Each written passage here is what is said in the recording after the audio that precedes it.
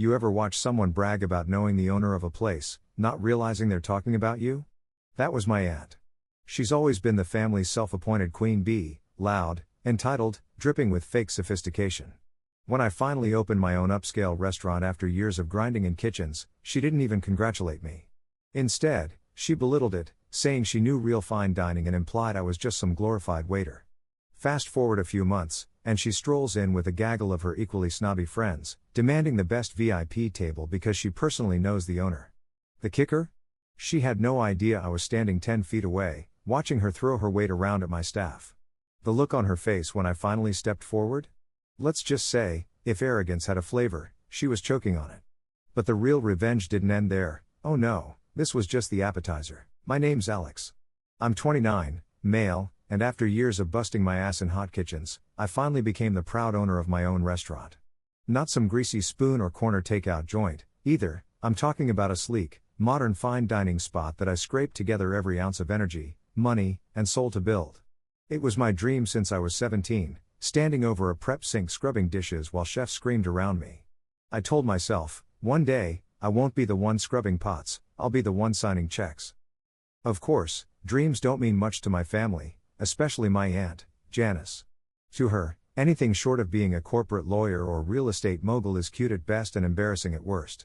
Every holiday, she'd smirk over her overpriced glass of Chardonnay and ask me if I was still playing chef. She loved that line. Playing chef. Like I was some kid making mud pies instead of handling 15-hour shifts just to afford rent. When I finally announced to the family that I'd secured funding and a lease for my restaurant, my mom cried. My cousins clapped. And Janice? She pursed her lips and said, fine dining? In that part of town? Honey, you'll be out of business in 6 months. But hey, at least you'll have something to put on your resume when you come crawling back. That was Janice in a nutshell, never congratulating, always condescending. She fancied herself a socialite, always talking about her connections and influence, but really, she was just loud and entitled. I learned a long time ago not to expect support from her. Still, it stung. The woman was supposed to be family, and all she did was laugh at my dreams. But I bit my tongue, because I knew something she didn't. This restaurant wasn't some gamble. It was years of planning, networking, and honing my craft. And I wasn't about to let her smug words derail me. But of course, Janice couldn't just leave it there. At a family gathering a week before opening night, she cornered me in the kitchen, glass of wine in hand, smirking like she'd just caught me red-handed. So, Alex, she said, swirling her drink, are you excited to play restaurant owner? I give you. Maybe 3 months before you're begging for shifts at Olive Garden. I forced a smile. Well, I guess we'll see, won't we? She chuckled, patted me on the shoulder like I was a child, and walked off, leaving the sour smell of wine and perfume in her wake. That was the last straw for me. I swore then and there, one day, she'd see exactly who I was. Not a glorified waiter, not a wannabe, but someone who built something real. And when that day came, I'd make sure she tasted every ounce of her arrogance. Opening a restaurant isn't glamorous. People think it's champagne toasts and ribbon cuttings, but in reality, it's haggling with contractors who ghost you, scrubbing grease off second-hand stoves, and eating instant noodles at midnight while you pore over supplier contracts. I lived it all. For 2 years, I saved every dime I could from my sous chef job, working double shifts and catering on weekends just to build a small cushion. I begged banks for loans, pitched to investors who barely looked at my business plan, and nearly lost my mind when one partner pulled out last minute. But somehow, I pushed through. I found a landlord willing to take a chance, a couple of silent investors who actually believed in me, and staff who shared the vision. And my vision wasn't just food. I wanted to build a place where dining felt like theater, an experience. Local art on the walls, a menu that changed with the seasons, cocktails crafted like potions. Every detail mattered, right down to the soft lighting and the exact angle the servers placed the cutlery. Of course, Janice never saw any of that. Any time she caught wind of my progress, she'd snort. At a barbecue one weekend, I overheard her telling my uncle, restaurants are money pits. He'll learn the hard way. Maybe he'll finally settle into a real career after this. It's funny, she acted like she was some mogul, but all she did was marry rich and spend her afternoons bossing around waitstaff at country clubs. She wouldn't last 10 minutes in a professional kitchen. When opening night finally came, I was terrified. We'd sold out reservations weeks in advance, the press had written a flattering preview, and every inch of me buzzed with nerves. My mom came, dressed to the nines, tears in her eyes the moment she stepped in. My friends cheered when I peeked out of the kitchen. Even a few critics showed up, scribbling quietly in their notebooks. And Janice? Well, she didn't bother. She told my mom she had better things to do and would swing by when it was convenient. It stung, sure, but I didn't let it ruin my night. The food flowed, the service shone, and the guests left smiling. I went home at 3 a.m., exhausted but euphoric, finally feeling like the years of sweat and sacrifice were worth it. I didn't know then that Janice was waiting. She wasn't going to show up to celebrate me, oh no. She was going to show up when she thought she could use me. And that moment would come months later, with her heels clacking on my dining room floor, sunglasses perched on her head, and a smug little smirk. Because that's when she waltzed into my restaurant with a table of her friends and declared, at the top of her lungs, "Don't worry, I know the owner." It was a Friday night, the kind of night where the restaurant buzzed with life. Every table was full, the bar humming with laughter, and the kitchen was running like a well-oiled machine. I was plating a delicate halibut dish when my floor manager poked his head in. Alex," he said carefully, "there's someone out front making a bit of a scene." I wiped my hands and followed him into the dining room. And there she was. Aunt Janice. She had arrived like she was descending from a red carpet, giant sunglasses, at night, indoors, designer bag dangling from her wrist, and a perfume so overpowering I swear it traveled ahead of her like a fog machine. Behind her trailed three of her equally loud friends, all dripping with jewelry and fake tans, as if they were extras in some forgotten Real Housewives spin-off. Janice didn't even glance at the hostess stand. She marched straight past the line of patiently waiting guests, snapped her fingers, and announced, "VIP table for 4. I personally know the owner." I swear, time slowed. My hostess, sweet 22-year-old Emily, froze like a deer in headlights. The guests in line started whispering, watching this spectacle. Janice leaned over the stand, tapped the reservation book with her manicured nail, and repeated louder, "I said the VIP table. Don't you know who I am?" Emily stammered, Do you have a reservation, ma'am?" Janice scoffed so hard it sounded rehearsed. "Reservation? Please. I'm family. The owner would never make me wait." She smirked at her friends, who giggled like they were in on the joke. Meanwhile, my staff exchanged nervous glances. A couple of servers had seen me with Janice at family functions before and realized exactly who she was. But they didn't know what to do. Do they indulge her? Do they call me? I hung back, just out of sight, watching. It was like observing a nature documentary, seeing a predator strut in, confident it ruled the savannah. She was in her element, loud, arrogant, commanding attention. And then she made her mistake. Janice leaned in toward Emily, lowered her voice just enough to sound sinister, and said, "Listen, sweetheart, if you don't seat me now, I'll have a word with the owner about how his staff treats family. You really don't want that on your record." That was it. I felt the blood rush to my ears. My staff worked too damn hard to be threatened by her power games. I took off my apron, walked out from the kitchen, and made my way toward the front. My heart pounded, but not from nerves, from anticipation. She still hadn't seen me. And the words she was about to choke on were the sweetest appetizer I'd ever served. I didn't rush. I walked slowly across the dining room, letting the moment breathe. My staff spotted me first, the server's eyes widening, Emily's shoulders relaxing like she'd just been handed a life raft. A couple of diners even turned their heads, recognizing me from the local paper's chef-owner spotlight article. But Janice? Oh, she was still in full performance mode. Honestly, she told her friends in her stage whisper voice, "This place is cute, but the staff clearly don't know how to treat VIPs. Good thing I know the owner personally." She flicked her hair back and adjusted her sunglasses, still indoors, like a parody of herself. I stopped a few feet away, arms crossed. I didn't say a word. Just stood there, watching. It took a second for her to notice the silence around her, the way the hostess stopped fidgeting, the staff seemed to hover, and the diners leaned in. She turned, annoyed, probably expecting some underling to grovel. And then her eyes landed on me. The transformation was instant. Her smirk faltered. Her sunglasses slipped down her nose. For a brief, glorious second, she looked like a kid caught sneaking into the cookie jar. "Alex?" she stammered, her voice wobbling. I tilted my head, still silent. I wanted her to fill the space. I wanted her to realize just how ridiculous she looked, throwing her weight around in a place she hadn't even supported when it mattered. "Oh. Well, I was just telling your staff here that we're, family. She laughed awkwardly, tugging at her sleeve. You know how it is, wanted to surprise you. Her friends looked between us, confused, one of them whispering, wait, you actually do know the owner? Janice's face turned red. She wasn't used to being the one on the back foot.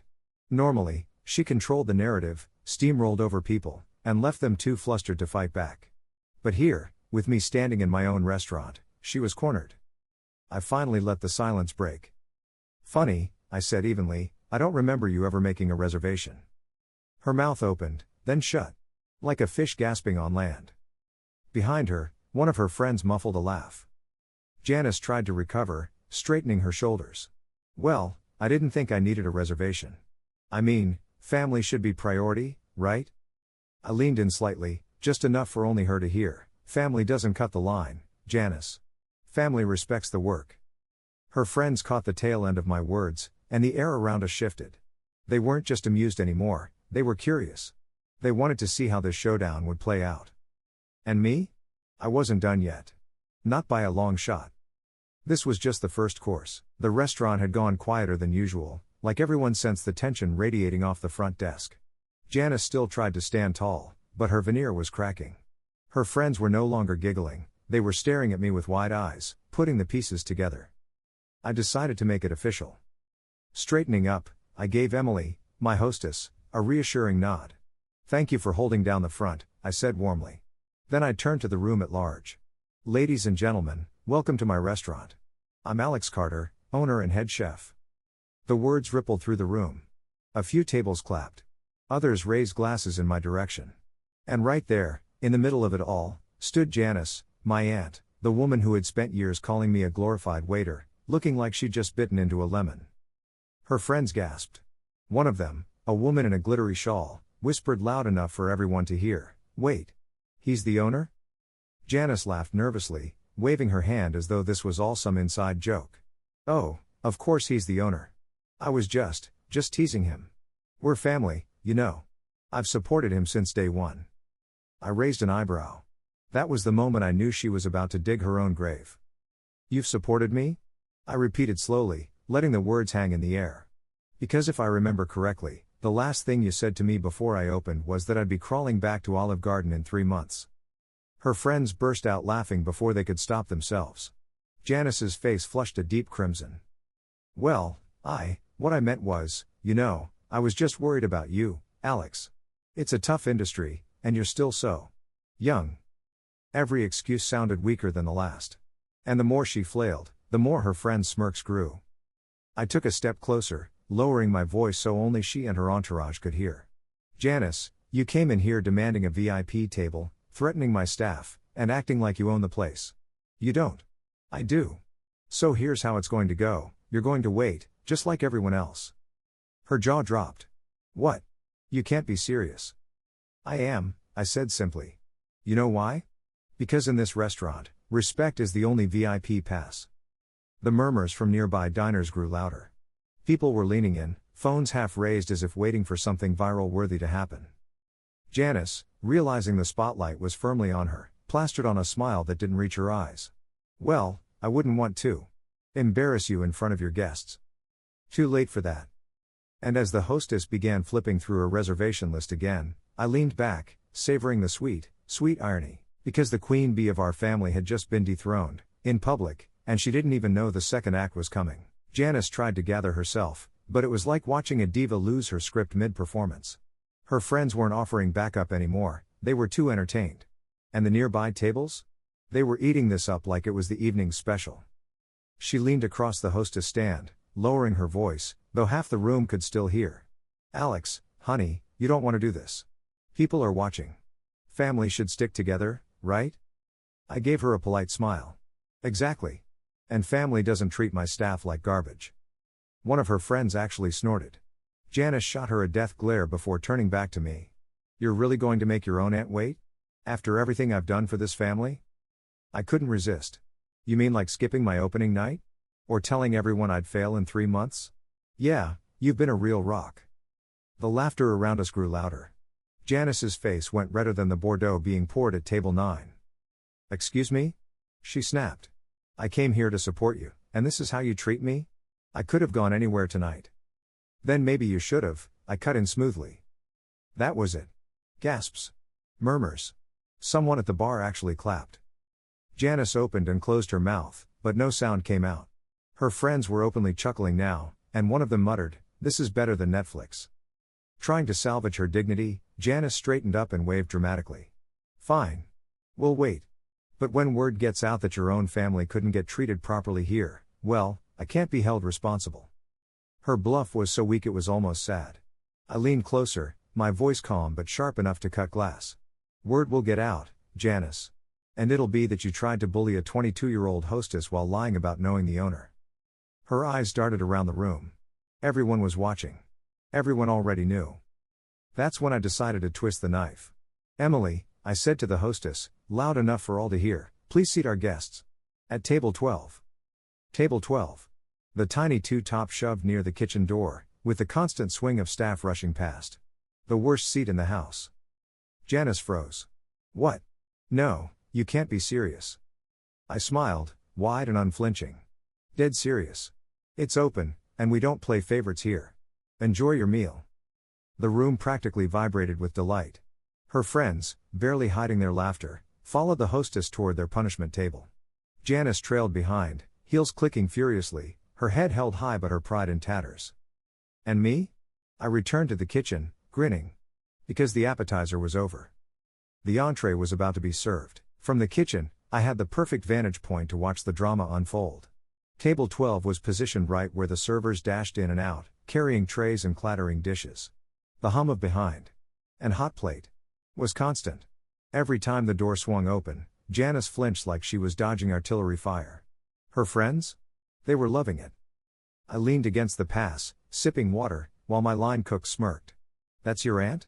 one of them asked. "Unfortunately," I muttered. "But tonight, she's just another customer." The servers, sensing the vibe, played along beautifully. Not rudely, just by the book. No special attention, no bending the rules. Exactly the way Janice hated it.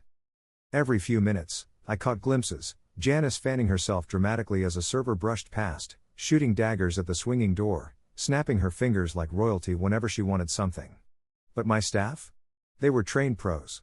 They ignored the snapping, responded only when politely addressed, and never let her theatrics throw them off. And oh, the irony. Janice, who strutted in demanding VIP treatment, now sat wedged between a stack of bus tubs and the clang of dishware. Her friends whispered and giggled over their menus, trying not to let her see their amusement. At one point, I overheard her hiss, "This is unacceptable. I know the owner." To which one of her friends replied, through barely contained laughter, "Yeah, Janice, we all know the owner now." That stung her more than anything I could have said. But I wasn't done. Revenge isn't just about humiliation, it's about making the experience unforgettable. So when their server came back to place orders, I quietly slipped a note to the kitchen team, "Chef's choice for table 12. Nothing gross, nothing inedible, just a carefully crafted series of dishes that made a point. Every course was delicious, but each one carried a wink only Janice would understand." The amuse-bouche? A single, perfectly plated oyster, served on a massive dish, dwarfed, like her big presence reduced to nothing. The entree? A beautifully seared duck breast, sliced thin, laid out in a meticulous pattern, because, I explained to her table when I delivered it myself, sometimes less is more. And the dessert? A towering soufflé, so delicate that one wrong move could collapse it entirely. I set it down gently, looked her straight in the eye, and said, "Fragile things don't always hold up under pressure." Her friends burst out laughing, covering their mouths with napkins.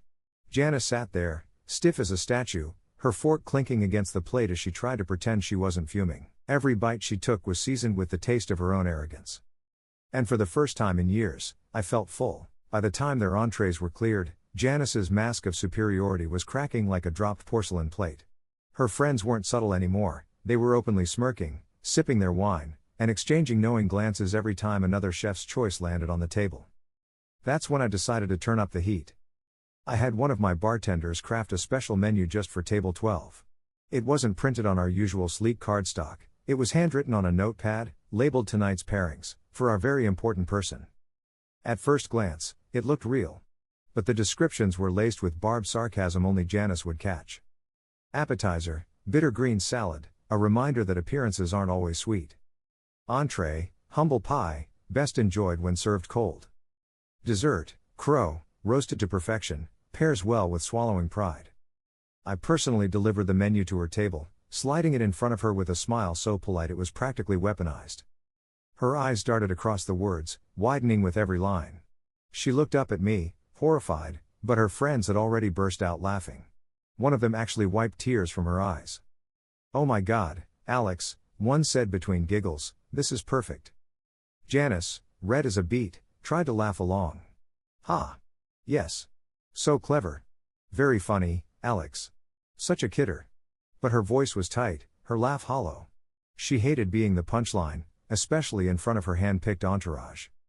And the thing is, her friends weren't cruel people. They weren't laughing with her. They were laughing at the ridiculous pedestal she'd built for herself and how fast it was crumbling. As the night wore on, I noticed something interesting. Her friends stopped trying to include her. They ordered more drinks, complimented the staff, and even asked to peek at the kitchen. Meanwhile, Janice sulked in the corner, arms crossed, glaring at every swinging door that brushed her chair. At one point, I caught her whispering to one of them, "We should leave. This is humiliating." But her friend shrugged. "I'm actually having a great time. Best meal I've had all year." That sealed it. For years, Janice had strutted through life on borrowed status, using connections she barely had, riding on the assumption that everyone else was beneath her. But tonight, the illusion shattered. She wasn't a VIP. She was just another guest.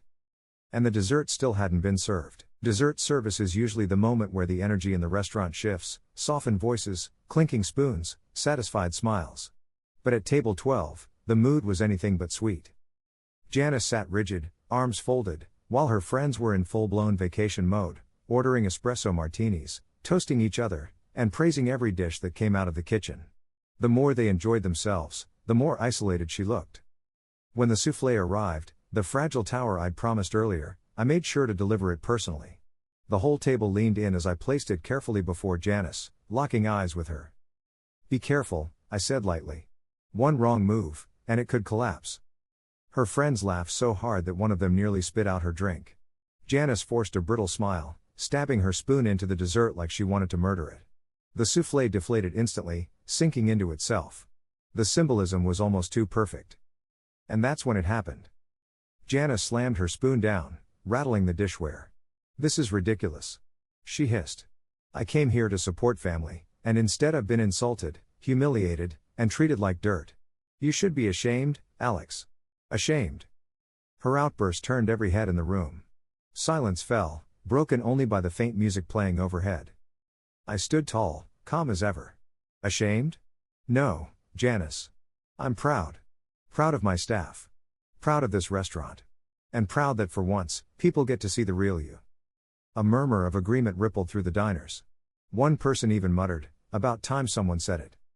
Her friends? They didn't back her up. In fact, one of them gently placed a hand on her arm and said, "Janice, maybe you should just let it go. We're having a wonderful evening. Don't ruin it for us." That was the final crack. Her power, her posturing, her social armor, it all crumbled in front of an audience. She stood up abruptly, her chair screeching against the floor, and stormed toward the door, heels clicking furiously. "Unbelievable," she muttered. "Utterly unbelievable." But here's the kicker, her friends didn't follow. They stayed seated. They ordered another round. They enjoyed the rest of their night without her, laughing, chatting, and even sending compliments back to the kitchen. And when Janice's dramatic exit failed to drag them along, I swear I saw her shoulders slump for the first time in my life. The queen bee had lost her hive. The next morning, I expected my phone to be blowing up with angry texts from Janice. But instead, it was filled with messages from family members who had already heard the story, because her friends wasted no time sharing every detail of her meltdown. My cousin texted, "Bro. Did you really put her at the kitchen door? Savage." Another wrote, "Thank you for finally knocking her down a peg. She's been unbearable for years." For once, I wasn't the struggling kid chasing a pipe dream. I was the one people admired, for standing up, for succeeding, for not letting her trample me. Even my mom, who usually begged me to just keep the peace, called with a smile in her voice. "I'm proud of you, Alex. You finally showed her she can't treat you that way anymore." As for Janice? She went quiet.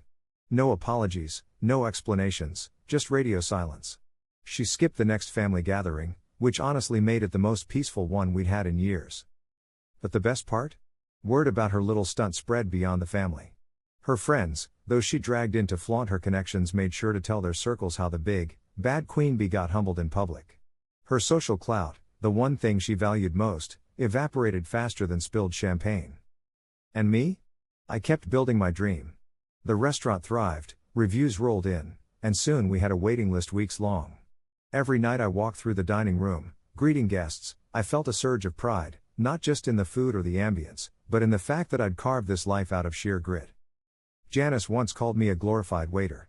But now, she can't walk into a room without someone remembering the night she claimed to know the owner, only to find out the owner was me. And that's the sweetest dish I've ever served.